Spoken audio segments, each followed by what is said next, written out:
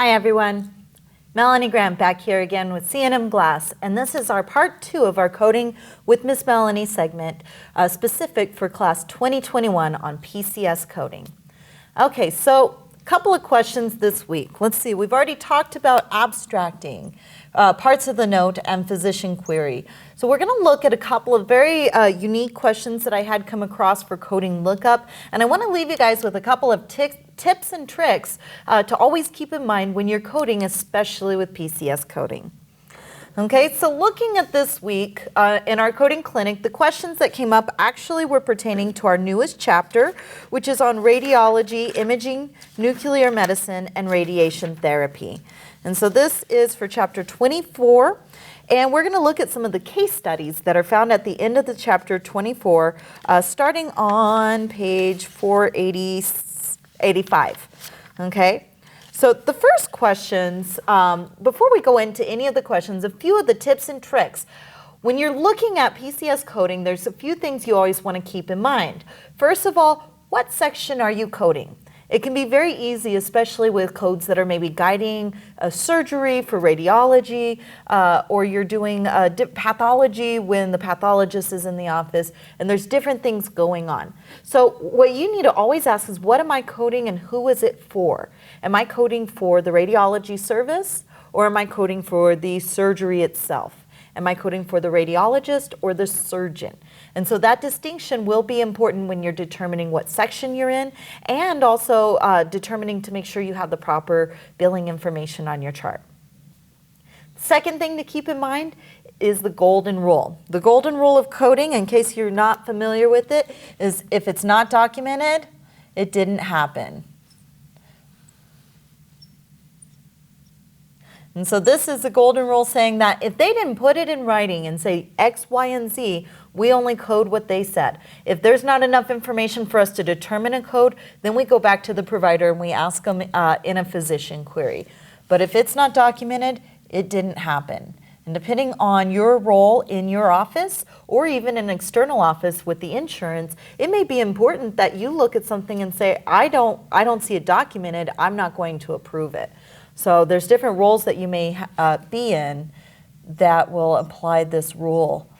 No matter what, that's our golden rule of coding.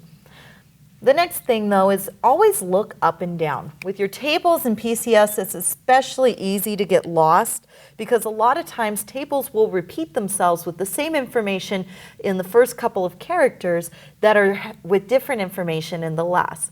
And the reason for that is PCS tries to be as straightforward as it can, and it will not put certain options if it doesn't apply ever.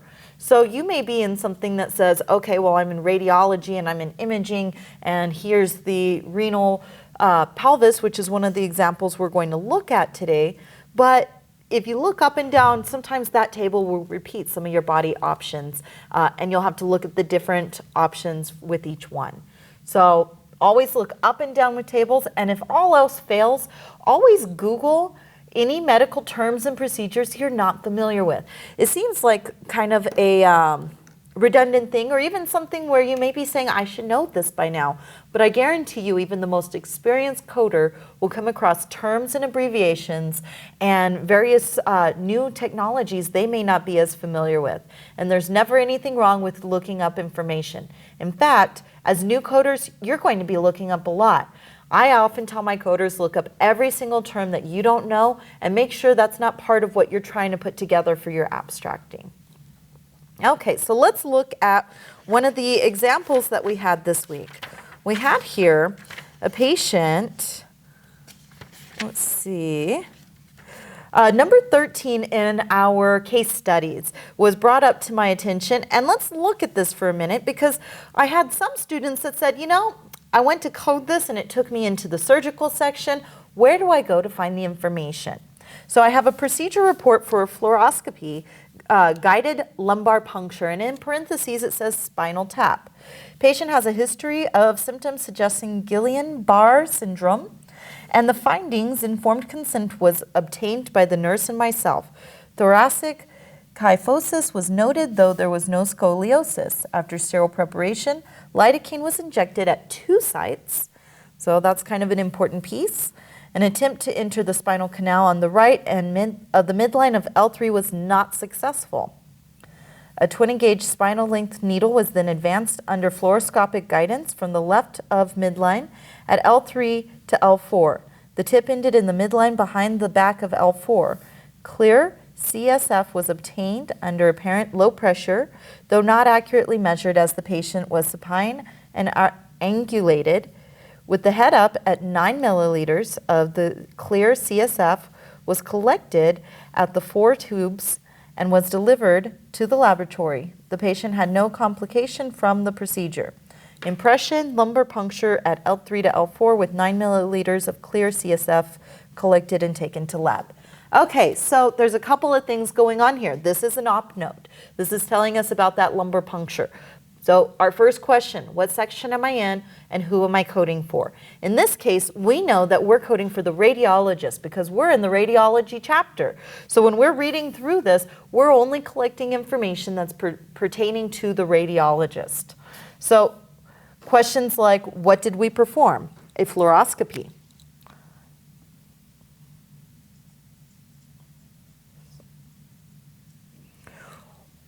Who it was for is radiologist.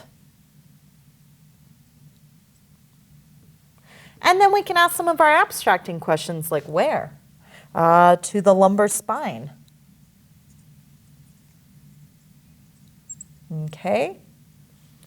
How? This was through a scope. Was there a puncture? Yes. Okay, and now we're ready to start coding. We may go back to this for additional information. And if we were billing for the laboratory, we may even bill for the actual collection. However, in this case, all we're doing is the radiologist. So let's go ahead and start looking up. We're going to flip in our PCS book for our action word here. What is our action? What is our primary service? A fluoroscopy. And so this is where you should be starting.